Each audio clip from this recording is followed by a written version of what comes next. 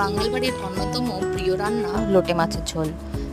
মা যখনই লোটে মাছের ঝোল রান্না করতো তখনই ভাবতাম কতই না মশলা এতে দেয়, না হলে এত সুস্বাদু হয় কি করে। আর যখন নিজে বানালাম তখন বুঝলাম না, এতে কোনো মশলাই লাগে না।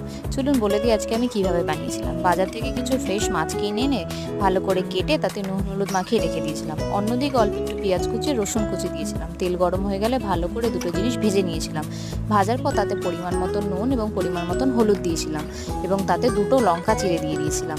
সব কিছু ভাজা হয়ে গেলে তাতে পরিমাণ মতন ধনে গুঁড়ো আর জিরে গুঁড়ো দিয়ে দিয়েছিলাম।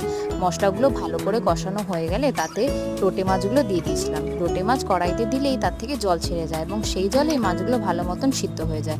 কিছুক্ষণ ঢাকা চাপা দিয়ে রাখার পরে যখন দেখলাম মাছগুলো ভালো মতন কষে গেছে, তার থেকে জল ছেড়ে এসেছিলো এবং তখনই গ্যাস বন্ধ করে মাছগুলোকে ভালো একটা পাত্রে ঢেলে পরিবেশন করেছিলাম। খেতে জাস্ট ফাটাফাটি হয়েছিল।